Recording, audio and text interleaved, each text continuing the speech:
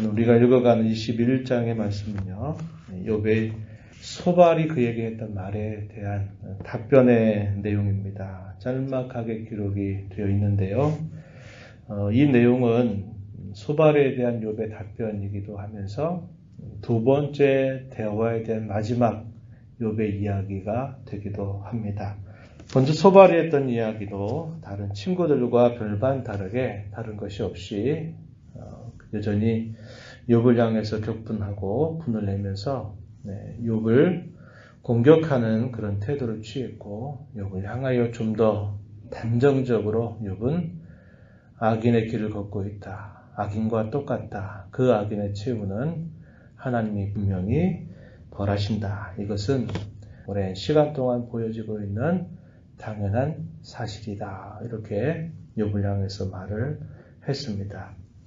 그에 대한 욥의 대답의 이야기, 그것이 오늘 우리가 읽어가는 21장의 내용입니다.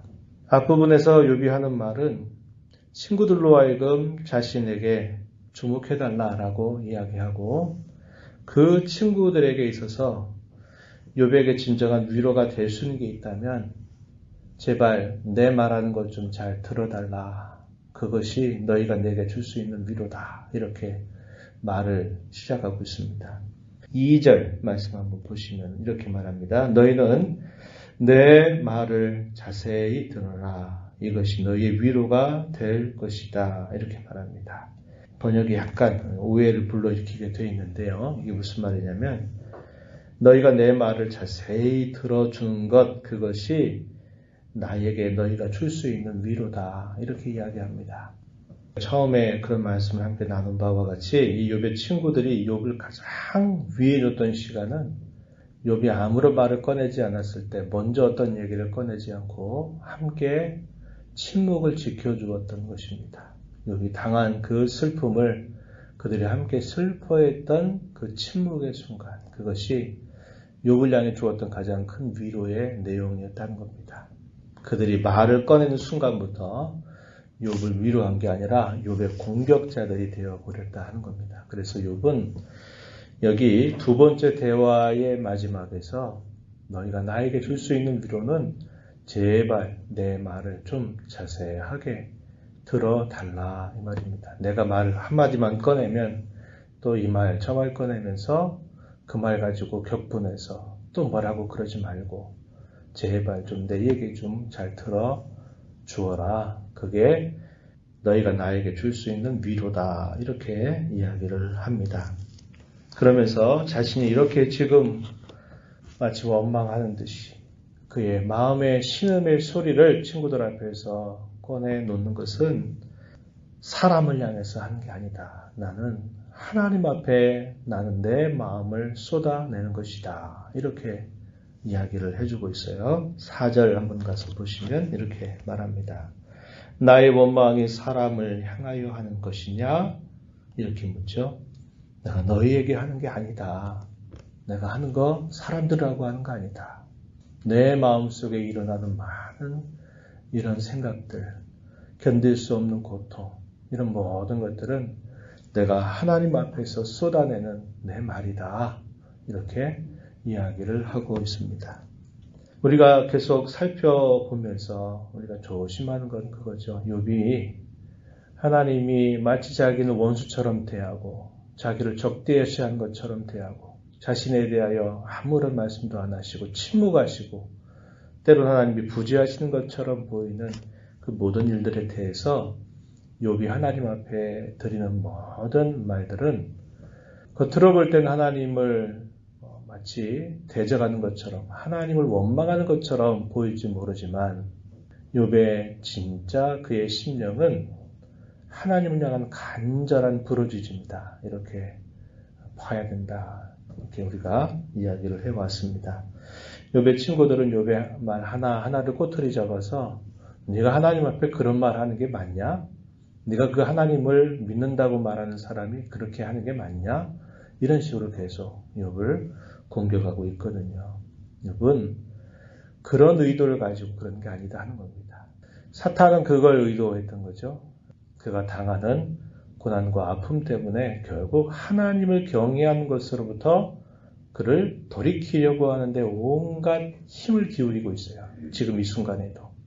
욥이 이렇게 처해진 이 상황 속에서도 친구들의 입을 통해서 또 그의 마음속에 많은 갈등과 번민을 일으키면서 하나님 경외하는 거 소용없지 않냐. 네가 그렇게 하나님을 찾는데 하나님은 너 외면하시지 않냐. 라고 말하면서 욥의 마음을 계속 갈기갈기 나누어 놓으려고 하는 그런 모습을 보이고 있는 겁니다. 그러나 욥은 신음소리를 내면서도 결국 그런 태도를 용납하지 않아요. 그가 하나님 앞에 때로는 오해한 듯한 말을 쏟아내고 하는 거지만 그는 하나님을 더 붙들려고 하는 방향을 가지고 있다고 하는 겁니다. 이게 욥의 진심이었다고 하는 거예요. 이런 데서 신앙의 참 진면목이 나누어지게 될 겁니다. 신앙생활을 참 해도 평상시는 알지 못해요. 그러나 정말 자신이 감당할 수 없는 큰 어려운 일을 당하게 될 때 정말 하나님 기뻐하시는 신앙은 그것 때문에 다른 모든 것들이 아닌 하나님만을 더 바라보는 자세로 가는 것이고 그렇지 않은 경우에는 결국 그것 때문에 또 시험과 얼매에 빠져서 허우적거리는 그런 삶을 살아가게 되는 것이고 도리어 신앙으로부터 멀어지는 일들이 나타나기도 한다 하는 것입니다. 욥은 지금 그 싸움을 계속적으로 아주 치열하게 자기 자신 안에서 하고 있는 거죠. 그리고 친구들 앞에서도 그것을 저버리지 않으려고 그 마음을 굳게 붙들고 있는 자세를 취합니다. 이것은 큰 역경 속에 처해져 있는 성도들이 마땅히 하나님 앞에 가져야 될 그런 자세임을 우리는 배울 수 있게 되죠. 친구들은 얘기했습니다. 악인들의 종말, 악인들의 운명, 악인들의 최후는 뻔하다. 잠깐 동안 형통할지 모르지만 순식간에 다 망하게 되고 만다. 이런 이야기를 계속 해왔습니다. 소발의 이야기도 그 이야기였어요. 그러나 욥은 친구들에게 말합니다. 우리가 사는 이 세상 속에는 그게 맞는 이야기인 것은 맞지만 실제적으로는 예외적인 경우들이 너무나 많다라는 것을 친구들에게 이야기합니다. 우리가 살아가는 이 현실 속에서는 악인들이 오랫동안 잘 되는 일이 많고 죽을 때까지도 평안하게 죽는 사람도 많다. 단순히 그렇게만 얘기하지 말아라. 이렇게 이야기를 합니다. 7절 말씀에 가면은 욥이 이렇게 반문합니다. 7절에 어찌하여 왜 악인이 생존하고 장수하며 세력이 강하냐. 실제적으로 살아가는 세상 속에서 그런 경우들이 많이 있다. 이렇게 이야기하는 거죠. 8절 이하에서 7절 이하에서 8절 쭉 이어지는 말씀의 내용은 바로 그런 부분들에 대한 예를 소개하고 있는 부분입니다. 악인이지만 그들이 잘 살고 장수하고 그렇게 힘을 끝까지 가지고 있는 경우들이 많다. 그렇게 이야기하면서 그 예를 말하기를 8절에 그들의 후손이 앞에서 그들과 함께 굳게 선다. 9절에 그들의 집이 평안하여 두려움이 없고 하나님의 매가 그들 위에 임하지 않는다. 10절에 그들의 수소는 새끼를 베고 그들의 암소는 낙태하는 일이 없이 새끼를 낳는다. 그들은 아이들을 양떼같이 내보내고 그들의 자녀들은 춤춘다. 소고와 수금으로 노래하고 피디 불어 즐기고 그들의 날은 행복하게 지나다가 13절 끝에 이렇게 말하죠. 잠깐 사이에 수월에 내려간다. 그렇게 잘 살다가 그들의 지은 주의값을 사는 동안 하나도 받지 않다가 잠깐 죽고 만다. 그럼 그걸 보고서 결국 악인의 최후의 운명이 무서운 진노 아래 그렇게 살다가 죽게 되느냐? 그렇지 않는 경우들이 있다. 이렇게 이야기합니다. 욥이 그들이 하는 말이 무엇인가 모르고 있는 게 아니다 이 말이죠. 그러나 그들이 말하는 그 지식은 굉장히 단순한 정도의 지식을 가지고 욥을 계속 공격하고 있는 태도를 취한 것입니다. 악인인데도 하나님을 섬기지 않고 사는데도 참 잘 살다가 참 잘 죽고 난 다음에도 그 사람의 명성이 많은 사람들에게 이렇게 칭송을 받게 되는 일들, 우리가 사는 세상 속에 없는 일이 아닙니다. 자주 있는 일이에요. 욥은 그러한 현실적인 이야기를 가지고서 그 친구들의 말이 단순하게 그렇게만 생각하고 적용해서는 안 된다고 이야기합니다. 그들은 심지어 어떤 태도까지 갖느냐고 제시하기를요. 14절 가서 보면은 이렇게까지 이야기합니다. 그러할지라도 그들은 하나님께 말하기를 우리를 떠나소서 우리가 주의 도리 알기를 바라지 않습니다.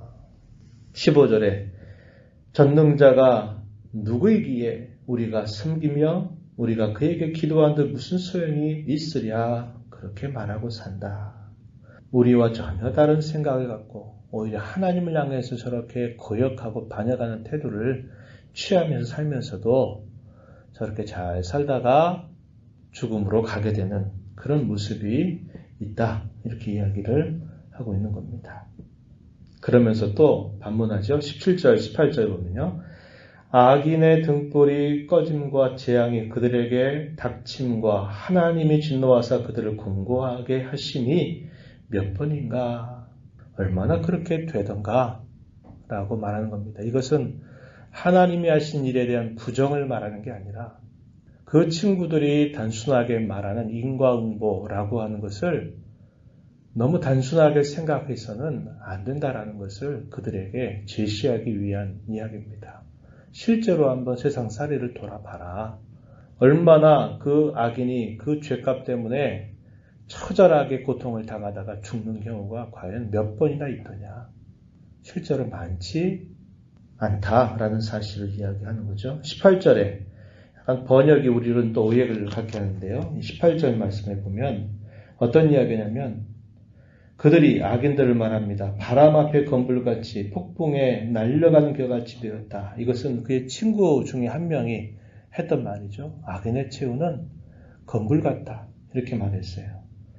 그 친구들의 말을 인용해서 하는 말인데 이것도 이 말입니다. 얼마나 자주, 얼마나 빈번하게 악인들이 바람 앞에 있는 건불같이 폭풍에 날려가는 겨와 같이 된 적이 있느냐? 이런 질문입니다. 실제로 그런 경우들이 많지 않다라는 것을 이야기합니다. 그러나 욥은 하나님이 하시는 그 인과응보라고 하는 것을 그는 분명히 믿고 있음을 이야기합니다. 그러나 하나님이 하시는 일은 우리의 생각처럼 그렇게 단순하지가 않고 하나님이 하신 일은 참 오묘하다. 이렇게 그는 이야기합니다. 너희가 말하는 그 말은 틀린 말이 아니고 하나님은 반드시 악인들에 대하여 심판하시는 것이 맞지만 그렇게 단순하게 적용하고 단순하게 생각할 수 있는 게 아니라 하나님이 하신 일은 참 오묘하다. 이 사실을 분명히 이야기해 주고 있습니다. 악인들이 이 세상 가운데서 반드시 벌받고 죽는다라고 말하는 이 친구들의 주장에 대해서 욥은 그렇지 않는 경우들이 참 많다. 이 사실을 거듭 이야기하면서 이 친구들이 위로한다 치고 전해주는 그 모든 말들은 욥에게 아무런 위로가 되지 못한다. 결론적으로 그렇게 이야기합니다. 마지막 절 보세요. 그런데도 너희는 나를 헛되이 위로하려느냐. 너희 대답은 거짓일 뿐이다. 이렇게 이야기합니다. 너희들이 위로하려고 나한테 하는 이 모든 것들은 다 헛되다, 무익하다라고 이야기합니다. 우리가 이 말씀을 보면서 하나님께서 하시는 그 모든 일들의 결말을 세상 가운데서 다 이루어진다. 이렇게 우리가 볼 때는 쉽게 시험 걸음에 빠질 수 있다는 것을 꼭 기억해야 합니다. 죽음이라고 하는 것이 하나의 관문입니다. 그때까지는 그 어떤 것들도 우리가 쉽사리 우리가 알고 있는 얄팍한 그런 신앙의 지식을 가지고서 쉽게 생각하고 말하는 것들은 항상 조심해야 돼요. 욥이 한 말처럼 세상 가운데 하나님을 거역하는 자들, 하나님을 알지 못하는 사람들조차도 이 땅에서 잘 살고 행복하게 살다가 또 죽음조차도 고통 없이 잘 죽는 경우들이 많이 있단 말이죠. 그러면 우리는 하나님 앞에 바르게 살려고 하다가 징계도 당하고 어려움도 당하고 괴로움도 당하고 이렇게 사는 것이 어떤 보상이 있나 이렇게 생각할 때는 신앙적인 회의감에 빠져들 때가 있는 겁니다. 내가 이렇게 하나님을 섬긴들 내게 무슨 유익이 있을까? 내가 이렇게 하나님 앞에 나와서 계속 기도한들 이 기도하는 게 무슨 의미가 있을까? 이런 무용론, 회의감에 빠져버리게 될 수 있다는 겁니다. 성경이 분명히 말해요. 죽음 이후에 분명한 그 결과가 다르다는 겁니다. 그래서 이 땅에 우리는 다른 사람들을 보고 비교하는 자세를 갖지 말고 이 땅에 사는 동안 치열하게 우리의 믿음을 하나님 앞에 잘 지켜가는 일에 우리의 마음을 빼앗기지 말아야 되고 다른 사람들이 어떻더라 하는 것에 항상 귀를 기울이다 보면 그런데 나는 이게 뭐야? 나는 왜 이러지? 라는 비교의식에 젖고 신앙적인 열등의식에 빠지고 신앙적인 회의감 이렇게 해봤자 아무런 소용도 없더라. 신앙적으로 내가 애를 쓰고 많이 했는데도 다가오는 보상은 별것 없더라. 이런 생각하면서 신앙의 모든 행위들을 다 쓸모없는 것처럼 이렇게 생각하는 일들을 우리는 매우 조심하고 경계하는 자세를 가져야 합니다. 성도가 이 땅에서 누리는 보상은 우리가 원하는 게 될 수도 있고 안 될 수도 있어요. 그건 하나님의 소관입니다.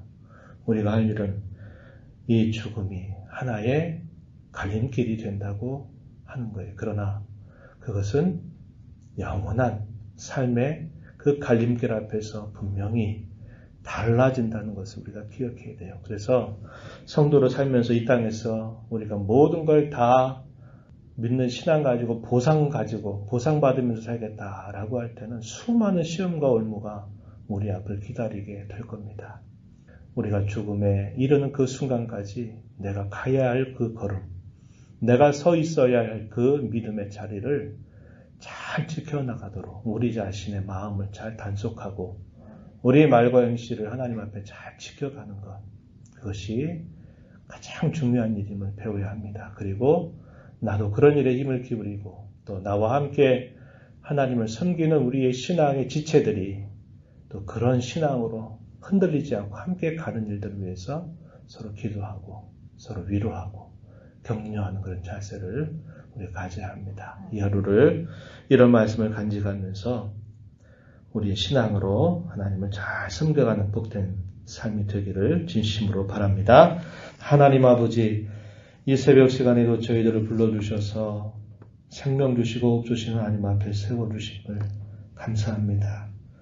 분초 동안에도 우리를 놓지 아니하신 하나님, 우리의 호흡을 붙잡아 주신 하나님의 은혜로 또 이 하루를 받아서 또 살며 하나님께 찬양을 드리며 말씀에 귀를 기울이며 기도하며 또 이 하루를 살아갑니다. 성도가 이 땅에서 사는 모든 삶은 하나님 안에 있을 때 하나님만을 진정한 우리의 삶의 만족으로 여기고 살 때 그것이 우리에게 가장 복된 길임을 잘 마음에 간직하며 살게 하여 주옵소서. 다른 사람들과의 끊임없는 비교를 통해서 이 세상에서 모든 것들을 다 얻으려고 하는 자처럼 살고자 할 때 얼마나 많은 시험과 올무가 우리를 기다리고 있을는지를 잘 깨닫게 하셔서 잠시 잠깐 살아가는 이 땅의 삶 속에서 저희들의 삶의 모든 생애를 이 땅의 삶을 마칠 때까지 여비 하나님 앞에서 치열하게 자기 자신을 싸워가면서 지켜내는 그 신앙의 자세를 저희도 잘 배워가게 해주시기를 바랍니다. 그래서 하나님, 저희 자신뿐만 아니라 함께 이 믿음의 걸음을 걸어가는 우리 신앙의 공동체, 또 우리 믿음의 지체들을 잘 격려하면서 함께 이 걸음을 잘 완주해 가도록 이끌어 주시기를 바라옵나이다. 은혜의 보좌 앞에 나와서 또 아버지 은혜를 간절하게 구하는 모든 심령들을 용납하시고 간구의 귀를 기울여 주시옵소서. 예수님의 이름으로 기도하옵나이다. 아멘.